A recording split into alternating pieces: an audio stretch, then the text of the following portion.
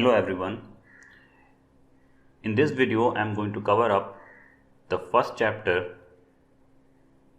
of your English literature, that is the toasted English. Here is the brief of the chapter. Before going to the chapter in detail, I will be giving up some brief points about the chapter. The first is Toasted English is a research paper written by R.K. Narayan. It is about the use of English in different countries. तो ये toasted English जो है वो एक research paper है जो कि R K. Narayan ने लिखा है और ये बेसिकली डील करता है इंग्लिश के डिफरेंट फॉर्म्स के साथ जो डिफरेंट कंट्रीज में हैं. It tells us that Americans were also tired of British people, so they eliminated everything related to British but not their language, that is English. तो American जो थे वो बाकी जैसे कंट्रीज जहाँ ब्रिटिशर्स गए थे, कॉलोनाइज किए थे उन लोगों ने, उसी तरीके से ब्रिटिशर्स अमेरिका भी गए थे. अमेरिकन जब बाद में अपने आप इंडिपेंडेंट हुए, जब उन लोगों ने ब्रिटिश पीपल को वहाँ से बाहर निकाल दिया, तब भी उन लोगों ने वहाँ उनकी जो लैंग्वेज है दैट इज इंग्लिश उसको अपने साथ में रखा. That is why American people speak in English, they do not speak in different language, है ना. But British people are not still there. They are actually American. They are actually American citizens, but they speak English. They started making English informal and easier by giving up passive voice. Though British English was some more asserted on or towards the passive voice in use, but Americans started giving up the passive voice and they started talking directly, not in passive form. And their English became a bit informal. कहने का मतलब ये है कि British English जो था वो काफ़ी फॉर्मल था बात करने में, but American English was not that formal, it was informal, it was direct and clear. This process of modifying a language is what he called toasting. We will see in the chapter what this means, but for now you have to just note this point out that this process of modifying language के इस modification को, जब कभी भी हम किसी language को उसको मॉडिफाई करते हैं अपने अकॉर्डिंग, इस प्रोसेस को हम लोग कहते हैं toasting. He similarly assert that Indian language should have its own identity, a स्वदेशी स्टैम्प. तो आर.के. नारायण बेसिकली चाहते ये हैं कि जो इंग्लिश लैंग्वेज है, जिस तरह से अमेरिकन लैंग्वेज आज के डेट में उसकी खुद की एक आइडेंटिटी है. British language is a different English and American English is a different English. उसी तरीके से वो चाहते हैं कि इंडिया भी अपनी जो इंग्लिश है, इंडियन इंग्लिश है, उसकी अपनी एक आइडेंटिटी बनाए, उसकी अपनी एक स्वदेशी स्टैम्प होनी चाहिए. तो basically this whole chapter deals with this essay that R.K. Narayan has written, and it is on the topic of the language, how it is formed and how it modifies itself from different to different countries. So now we will go to the book.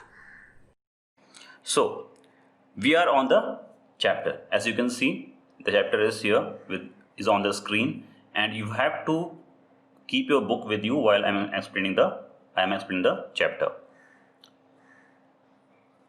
All English go through a process of development and change. R.K. Narayan traces the evolution of American English in his simple yet witty style. तो यहाँ पे कहने का मतलब ये है कि हर एक लैंग्वेज एक डेवलपमेंट प्रोसेस के थ्रू गुजरता है. कोई भी लैंग्वेज एकदम से नहीं बनता. It goes through a process. It will be bit technical to explain in detail. मैं बस इतना बताना चाहता हूँ कि लैंग्वेज होता है ना, वो एक बार में कभी भी नहीं बनता. वो लोगों से इवॉल्व होता है. लोगों का जो बात करने का तरीका है, the way they people behave with each other, the way people communicate with each other, the language evolves with that. तो लैंग्वेज अचानक से कभी भी नहीं बनता. लैंग्वेज बनने में टाइम लगता है. लैंग्वेज का डेवलपमेंट का एक बहुत ही लॉन्ग टर्म प्रोसेस होता है. धीरे धीरे वो इवॉल्व होता है. तो आर.के. नारायण ने यहाँ पे बेसिकली इस चैप्टर में अमेरिकन इंग्लिश को इस तरीके से, इस अमेरिकन इंग्लिश के इवोल्यूशन को स्टडी किया है in his style. And he portrayed it in a form of essay, एक छोटा सा एसे के फॉर्म में उन्होंने पोर्ट्रे कर दिया है इस चीज को, and that essay we are going to cover up. In American restaurants, they call for toasted English, referring to English muffins, which, though being made in America, now retain English as a sort of concession to their origin. Muffins जो हैं वो उनकी जो origin है वो क्या है, British time से है. But now though they are made in America, America में ही बनाए जाते हैं वो, लेकिन फिर भी क्योंकि वो पीछे के समय से हैं उसमें अभी भी वो इंग्लिश वर्ड जुड़ा हुआ है. तो जब कभी भी उनको अमेरिका में कभी भी किसी को जब मफिन मंगवाना होता है तो वो क्या बोलते हैं, टोस्टेड इंग्लिश बोलते हैं. This is where from he took the word for his title. Title जो है उसको इस वर्ड से ही उन्होंने लिया है, टोस्टेड इंग्लिश. जब कभी भी उनको इंग्लिश कोई मफिन मंगवाना होता है जो कि ओल्डन टाइम्स में ब्रिटिश के समय से है, तब वो उसको इस नाम से बुलाते हैं, toasted English. They refer it in this way. So the same may be said of the American language too. Language के लिए भी, अमेरिकन लैंग्वेज के लिए भी हम यही चीज़ कह सकते हैं. लाइक अमेरिकन लैंग्वेज भी तो ब्रिटिश के थ्रू आया हुआ है अमेरिका में, but though it is from the British, it is not originally in America, but we are retaining it and we are making it in America in our way. हम जहाँ चाहते हैं हम उसको उस तरीके से मॉडिफाई कर रहे हैं, चेंज कर रहे हैं, but actually it is not from America, it is the British, है ना. Those who have brought this language to America. तो अमेरिका में जो लैंग्वेज लेकर आया था वो ब्रिटिश लेकर आए थे, बट जो अमेरिकन्स हैं उन्होंने इंग्लिश लैंग्वेज को अपने हिसाब से मॉडिफाई किया है, जस्ट लाइक द मफिन्स, है ना. इसीलिए यहाँ पे आर के नारायण ने इस वर्ड को लिया है टोस्टेड इंग्लिश. और टोस्टेड इंग्लिश और अमेरिकन लैंग्वेज, मतलब टोस्टेड मफिन्स और अमेरिकन लैंग्वेज दोनों को कंपेयर किया है यहाँ पे. They are not different in this way, in this form. They too went through a phase of throwing out the British but retaining their language and letting it flourish on American soil. ठीक है, उन लोगों ने क्या किया कि British को तो बाहर निकाल दिया, बट जैसे कि मफिन्स अभी भी रह गया है, ब्रिटिश तो चले गए लेकिन उनके मफिन्स रह गए, ठीक उसी तरह से लैंग्वेज भी रह गया है और वो अभी भी अमेरिकन सॉइल में ही फ्लरिश कर रहा है, बढ़ रहा है, डेवलप हो रहा है. The resultant language is somewhat different from its British counter part. जो अमेरिकन इंग्लिश है, जो रिजल्टेंट लैंग्वेज है, जो कि इंग्लिश से ही आया है, वो ब्रिटिश इंग्लिश से थोड़ा डिफरेंट है. It's different from the British counter part. It may be said to have gone through a process of toasting. तो इस प्रोसेस को हम टोस्टिंग कहते हैं. जब कोई चीज़ जिसको हम लोग उसमें कुछ इवॉल्वमेंट होता है, कोई डेवलपमेंट होता है, and it becomes new, whole new thing, different thing, then it is called toasting. You can imagine a bread. एक ब्रेड है, उसको हम लेते हैं, उसको हम लोग क्या करते हैं, बेक करते हैं, तब वो टोस्ट बन जाता है ना. तो it is the process of development, ना. A bit development was made there. In the same way the language is developed, so he used the word toasted here. One noticeable result of this toasting is that much of the formalism surrounding the use of English has been abandoned. तो यहाँ पे जो resultant language जो है उसमें हम notice कर सकते हैं कि ज़्यादातर जो अमेरिकन इंग्लिश होता है उसमें फॉर्मलिज्म नहीं होता. मतलब दे do not believe in being formal. मतलब वो बहुत ज़्यादा फॉर्मल होकर बातें नहीं करते हैं. We will see how he has explained this term formalism in the chapter. तो surrounding the use of English has been abandoned. और उन लोगों ने फॉर्मलिज्म को अबेंडन कर दिया, मतलब कि छोड़ दिया है उसको. And did not believe in using it. They believe more in being informal while speaking. In America, they have freed the language from the stifling tyranny of the passive voice. Tyranny में क्या होता है? Tyranny means kingship. किसी का दबाव होता है आपके ऊपर. Someone who is ruling on you. तो this passive stifling मतलब एक होता है घुटन जैसा. Stifling मतलब suffocation. ठीक है, घुटन. तो it is suffocating, this suffocating tyranny of passive voice. Passive voice को उन लोगों ने this is how he emphasized it, how the passive voice is like something that is stifling them while speaking. Stifling मतलब उनको suffocate कर रहा है. So they tried to eliminate this passive concept from the language. where we would say ceremoniously trespassing prohibited, जहाँ पे हम ceremoniously मतलब कि ट्रेडिशनली ब्रिटिश इंग्लिश में हम लोग बोलेंगे trespassing prohibited. See the word, अगर ब्रिटिश इंग्लिश कोई होता तो हम लोग कोई बोलता ट्रेसपासिंग प्रोहिबिटेड, मतलब कि ट्रेसपास करना मतलब कि क्रॉस करना प्रोहिबिटेड है. This is very simple, cross करना प्रोहिबिटेड है या फिर मना है. It's not, you are not allowed to enter this place. This means this trespassing prohibited. But how Britishers have used trespassing prohibited. But अगर American इसी को यूज करते तो they must have used what. American use करते newly planted don't walk, मतलब directly उन लोगों ने बोल दिया. They do not use the passive term, है ना. डायरेक्टली बोल दिया कि अभी अभी कुछ यहाँ पे प्लांट हुए हैं या फिर कुछ बना है, it's under construction, so do not walk on it. Absolutely no parking, कोई पार्किंग यहाँ पे नहीं है. तो instead of using trespassing prohibited, Americans used what, absolutely no parking. Okay, तो leaves no room for speculation. और in this way American language जो है ना वो स्पेकुलेशन के लिए कोई रूम नहीं छोड़ता, कोई स्पेकुलेशन के लिए कोई भी संभावनाएं नहीं छोड़ता है वो. There is no speculation, there is no room for speculation. ठीक है, मतलब someone who is a lay person who do not much know about that language, if he reads somewhere written trespassing prohibited, he will get confused what it is written, है ना. लेकिन अगर लिखा हुआ है no parking, it's very simple, everyone can understand it. And this is how American languages evolved. ठीक है. To know motorists need spend too much time peering out and studying the notice. जैसे कि मैंने कहा, American started being direct and clear because they wanted the other person to understand it. They did not need to take a time to understand what it is written there. So that is what here written. In a similar situation, our authorities are likely to plant a 20-line inscriptions on the landscape. In a similar situation, our authorities are likely to plant a 20-line inscriptions on the landscape to say, under municipal act so and so this area has been reserved, etc., etc., and any vehicle sanctioned therein will be deemed to have contravened subsection so and so on the motor vehicle act, etc., etc. तो अगर कहीं भी हम लिखा हुआ देखते हैं इतना लंबा नोटिस, तो क्या हम उस पर ध्यान देंगे?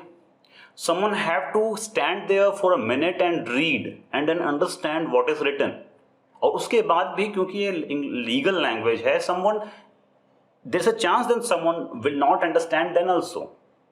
So what American must have written here, अगर अमेरिकन होते तो यहाँ पे क्या लिखे होते, do not enter. That's it. So do not enter is the enough thing. Why do we need to tell everything, every line to the lay person? What we want to say ultimately we want to say that we do not allow to enter. That's it. So why do we need to write each and every thing that is been written in the legal notice? So this is how Americans behaved in the way of their communication. The traffic signs at pedestrian crossings never means words. They just say, उन लोगों ने मतलब जो pedestrian होते हैं ना, जहाँ पे पैर से हम चलते हैं, रोड क्रॉस करते हैं, विसी, या फिर पेडेस्ट्रियन जो रोड के बगल में होता है, ठीक है, zebra crossing, and you must have scene on the road.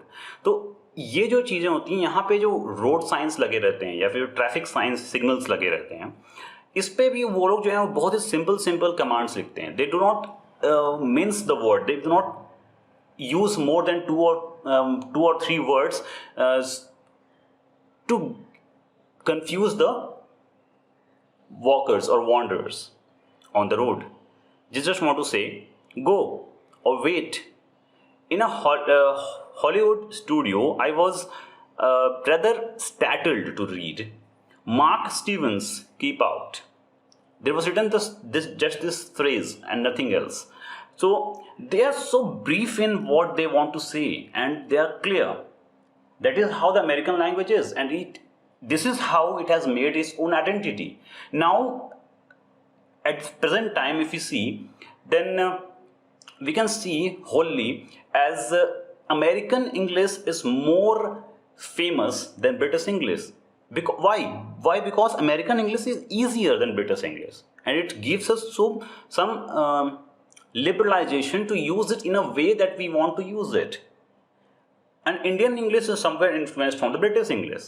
So, and that is why the Indian English is a bit rigid grammatically. Okay? Here we comes to the chapter back again. Mark Stephens Keep Out. This is what written on the Hollywood studio. एक Hollywood studio में जाते हैं, obviously, R.K. Narayan, and he sees there's a phrase or a command written there. That is Mark Stephens Keep Out. Mark Stephens एक television celebrity हैं, personality, और क्योंकि वो वहाँ पे आने वाले हैं, so they have written keep out. वहाँ पे किसी को आना अलाउड नहीं है. Does not like to disturb by visitors incidentally. It left me wondering why, if Mr. Stephens did not like interruptions, he announced his name at all the doors. But it is one of minor mysteries that make travel through that country so engrossing. ठीक है, तो ये एक तरीके से यहाँ पे are K Narayan is saying that why Mr. Stephens has to write his name on every doors that he wants other to not enter. ठीक है, तो मिस्टर स्टीवन हर दरवाजे पे जहाँ पे उनको इंटरप्शन पसंद नहीं है, वो दरवाजे पे लिखवा देते हैं क्या, mister Stevens keep out. Obviously तो मिस्टर स्टीवंस हैं इसलिए कीप आउट, मतलब आपको अंदर नहीं आना है, कोई अलाउ नहीं करना, you are not allowed to interrupt. So R K Narayan basically वो बोलते हैं कि he is getting fascinated to see it. Engrossing मतलब फैसिनेट होता है. Engrossing, he is engrossing to see how Mr. Stephens uses his word on every doors. है ना, तो this is just for the mockery कि how they are using it and nothing else. कुछ यहाँ पे serious नहीं है. Then the toasting of English has been achieved through other means also. English के जो evolutions हैं, जो developments हैं, ये उसको कुछ और means से भी हम समझ सकते हैं. We will see. Americans have evolved certain basic keywords which may be used anywhere, anyhow. Words which have universal or multi-purpose use. तो अमेरिकन ने क्या किया कि अपने लैंग्वेज में थोड़ा सा बदलाव करने के साथ साथ उन लोगों ने कुछ ऐसे फ्रेजेस भी बनाए, कुछ बेसिक कीवर्ड्स भी बनाए जिसको वो कहीं भी यूज कर सकते हैं और उसकी मीनिंग जो है वो जगह जगह पे डिफरेंट होगी. We'll see how. There's example in the chapter. We'll see. ठीक है, तो उसके एक वर्ड उन्होंने बनाया जिसकी मीनिंग अलग अलग होगी, and they are using so fluently and everyone else can understand what that word means at a different time. एक सिंगल वर्ड ही अलग अलग टाइम पे क्या मतलब है उसका, वो लोग समझ सकते हैं. This is how they made it. We will see how. I may make my point clear if I mention the example of the word check. उन्होंने एक एग्जाम्पल लिया है चेक वर्ड का अमेरिकन इंग्लिश से. तो this is how they use the word check, which may safely be labelled the American national expression. ठीक है, while the British usage confines it to its bare dictionary definitions. तो अगर British usage की बात करें तो चेक का सिर्फ एक ही मतलब हो सकता है जो कि डिक्शनरी मीनिंग है. बट अगर हम लोग अमेरिकन इंग्लिश की बात करें तो it has its different meaning at different time. The American usage is anywhere, this expression being so devised that one may blindly utter it and still find it is appropriate for the occasion. मतलब कि उस word को आप अलग अलग जगह पे अलग अलग तरीके से बोल सकते हो और आपको फिर भी उसका अलग मीनिंग समझ में आ जाएगा बिना किसी तरह का अलग स्ट्रेस दिए हुए. ठीक है, this is how they have made it. Will see how.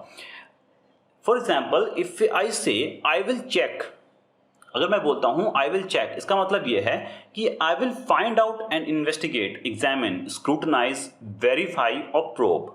Investigation, examine, scrutinise, verify and probe, तीनों का चारों सभी का वर्ड का मतलब एक ही होता है. ठीक है, यहाँ पे चेक का मतलब हम लोग देखना है कि यहाँ पे एक जगह अगर मैं बोलता हूं कि आई विल चेक, इसका मतलब होता है कि मैं इन्वेस्टिगेट करूंगा. अगर मैं बोलता हूं your check, that means I'm asking for something, ticket or token like that. Whatever you may have to produce, कुछ भी आप किसी से कुछ मांगना चाहते हो, like a permissible certificate, then you can say or I can say your check, that's it.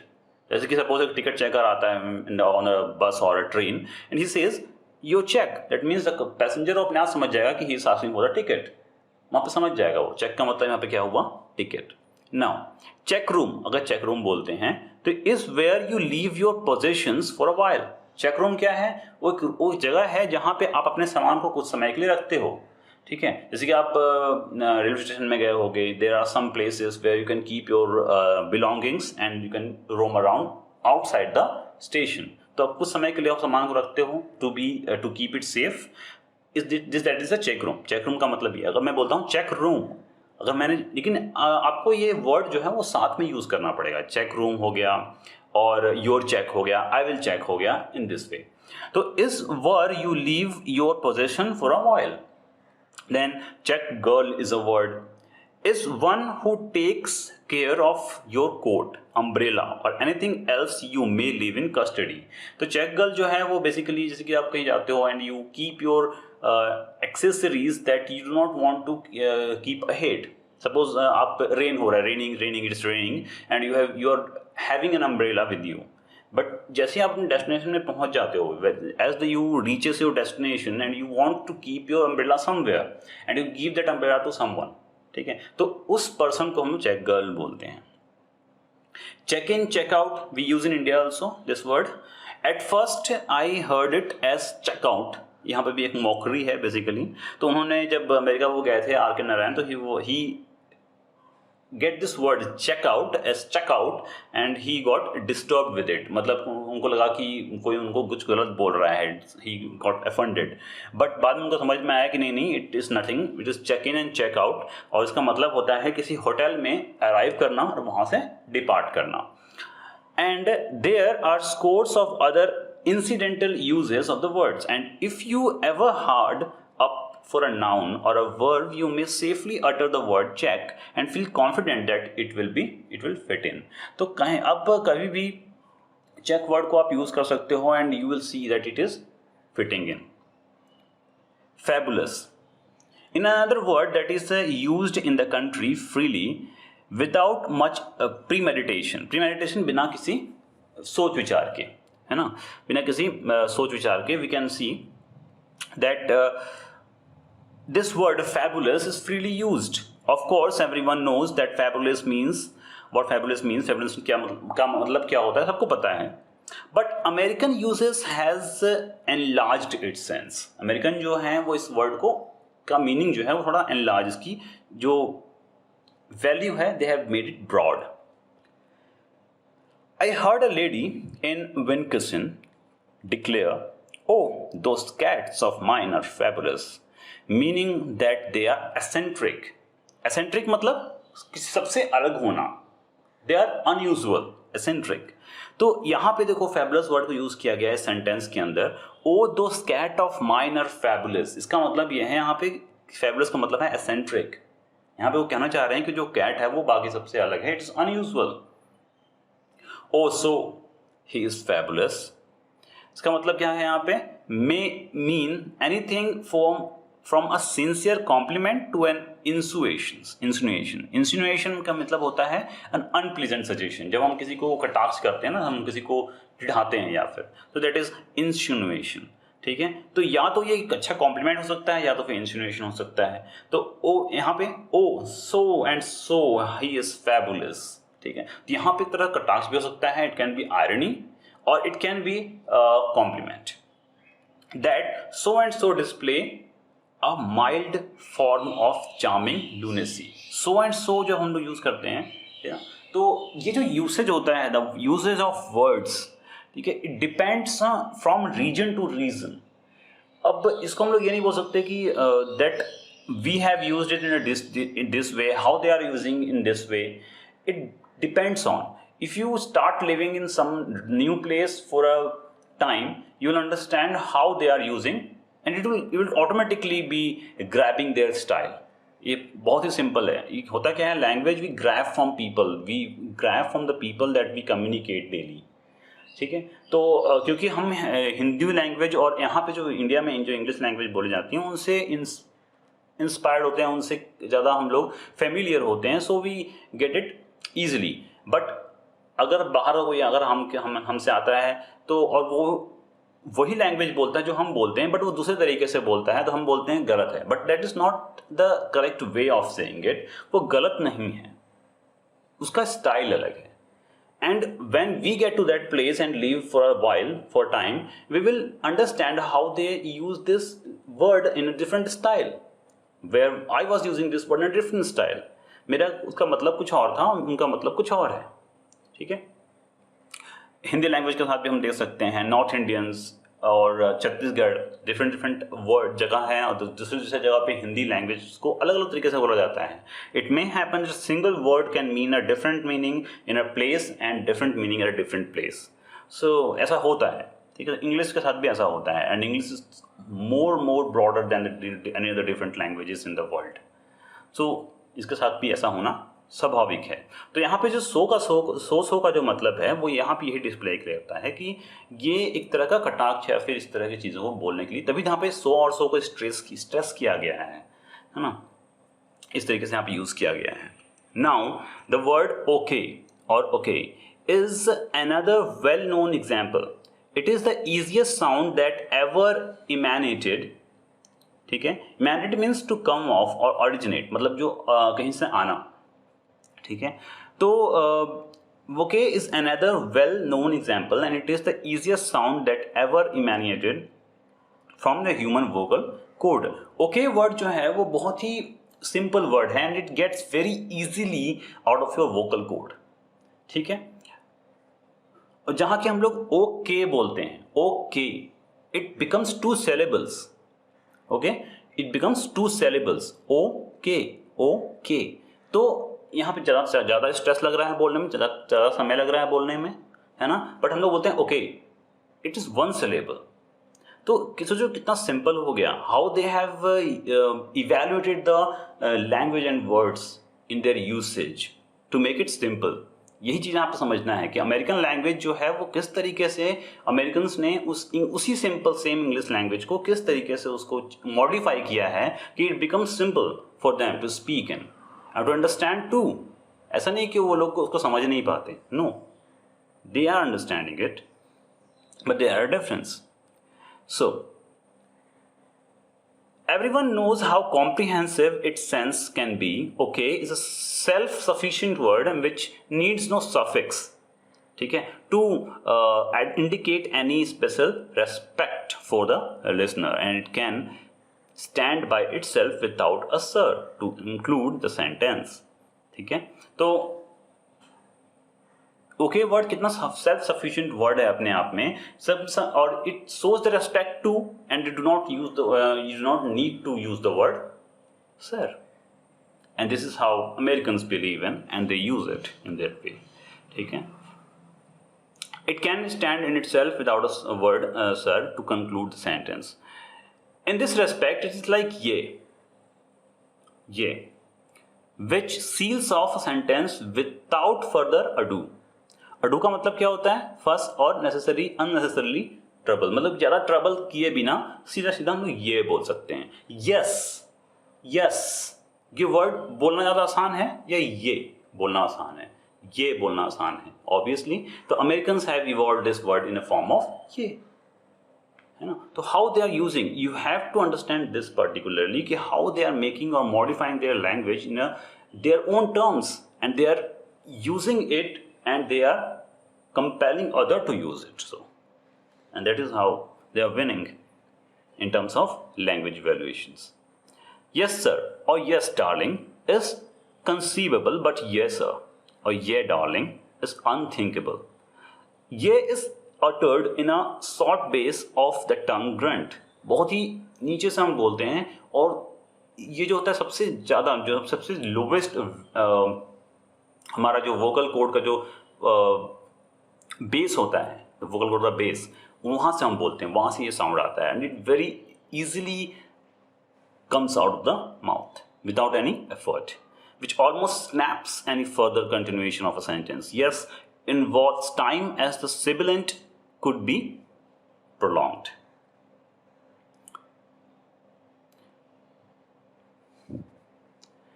The refinement of usage in countries where English had a bazaar status are worth a study. On a London bus, you will never hear the conductor cry, "Ticket, ticket."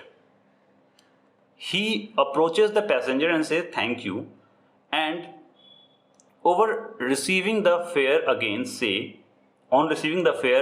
says again, "Thank you, sir."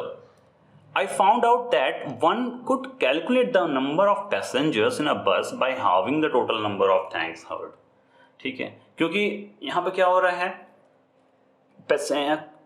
you will never see, मतलब क्यों बोलते हैं कि एक incident जो वो he has gone through in London, he says that conductor जब बस में आता है टिकट लेने के लिए तो he do not say ticket ticket, वो टिकट टिकट नहीं बोलता, वो क्या बोलता है, थैंक यू पैसेंजर को, एंड पैसेंजर अंडरस्टैंड्स, पैसेंजर जो है अंडरस्टैंड समझ जाता है कि हाँ वो the ticket he is asking for the ticket,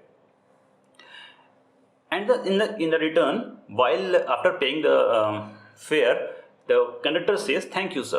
conductor जब को फेयर मिल जाता है तो वो थैंक यू बोलता है वापस. So he says thank you 2 times for each passenger.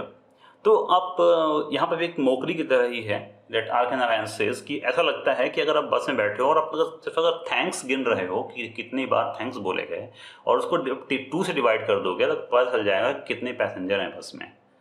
ठीक है, this is what he is saying, because thank you हर एक पैसेंजर को 2 बार बोला जाता है. First time to ask the ticket and और fare, and second time after receiving the ticket और फेयर.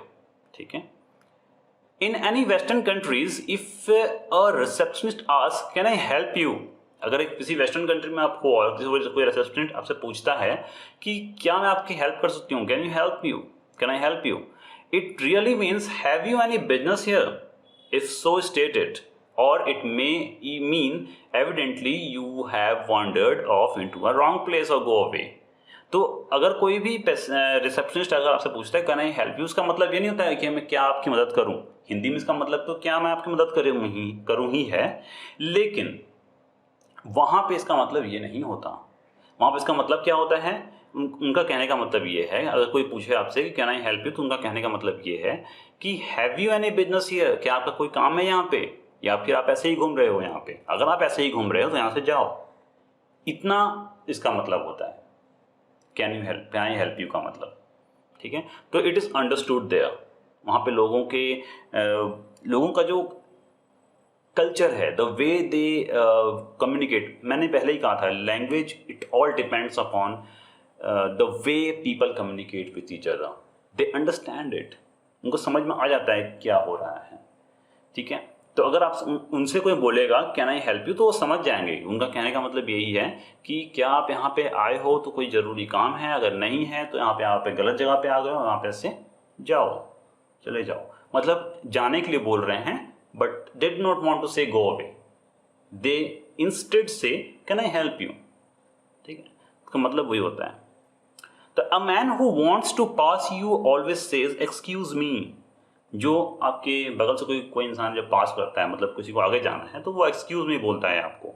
तो while he may with all justice burst out, and जबकि उसके जगह पे वो ये बोल सकता है, क्या बोल सकता है उसकी जगह पे, what do you mean by standing there grasping at the world while you block everybody's passage, stand aside man. इतना लंबा वो लाइन बोल सकता है. ठीक है, एक्सक्यूज मी बोलने की जगह पे वो इतना लंबा लाइन बोल सकता है. What do you mean by standing there gasping at the world while you block everybody's passage? Stand aside, man. ठीक है, क्या कर रहे हो तुम किसी जगह पे वो घूरे जा रहा है, क्यों, क्या तुम ऐसे क्या घूर रहे हो जिस वजह से तुमने बाकी लोगों के रास्ते को ब्लॉक कर रखा है, जल्दी हटो सामने से. इसको बोलने की जगह पे वो उसकी जगह एक वर्ड बोलेगा excuse me, and it stands a bit courtesy, है ना, कि अब आप सामने वाले को बुरा भी नहीं लगता और आप जो बोलना चाहते हो आप बोल देते हो. This is how they use the word. When you send your card in, the busy man's secretary appears and whispers in your ear, would you like to wait. ठीक है, जब आप कहीं पे जाते हो और आप अपना कार्ड देते हो and you wants to meet someone, और आप बाहर में बैठे हुए हो, you can imagine that situation, and someone comes to you and says would you like to wait. ठीक है, सिंपल सेंटेंस है. तो इसका मतलब क्या होता है, what do you understand by it. ठीक है, आपको लगेगा कि हाँ वो बोल रहा है कि आपको क्या वेट करना है, इसका मतलब तो यही है हिंदी में, लेकिन इसका मतलब वो ऐसा नहीं निकालेंगे. वो क्या मतलब निकालेंगे इसका, तो the tone is one of consultations, you have really no choice in matter, the things to do is not to answer the question but say thanks. यहाँ पे आपको कुछ नहीं करना है, आप क्या बोलना है, थैंक्स. ये नहीं बोलना है आपको कि हाँ I would like to wait. This is the way they will reply. ठीक है, उनका ये this is the way they reply, they communicate. अगर कोई उनसे पूछे कि would you like to wait, तो वो क्या बोलेंगे, थैंक्स बोलेंगे, वो आंसर नहीं देंगे वहां पे. And look for a comfortable seat in the waiting room, although you may feel like saying no I would not like to wait, I have other things to do. तो अगर यहाँ पे आपका मन कर रहा है कि you should reply in this way, but you will not, you say thanks. आप वहाँ पे सिर्फ थैंक्स बोलोगे. That means obviously you have come someone to meet, and if he is busy then it's not your fault और not his fault. You have to wait if you wants to meet. अगर आपको उससे मिलना है तो आपको wait करना ही पड़ेगा. So you should say thanks and you should wait for it. That's it. This is the simple reply that you can give. The time has come for us to consider seriously the questions of a Bharat brand of English. मैंने पहले ही बोला था कि at last R.K. Narayan wants to assert that we should also think on it, that we should make our Indian English language in our own way and we should give it a Bharat brand. As I have said in my essay on English in India, उनका एक और essay है English in India, उसमें उन्होंने कहा है ये चीज़. So far English has had a comparatively confined existence in our country, chiefly in the halls of learning, justice or admiration. Now the time is ripe for it to come to the dusty street, marketplace and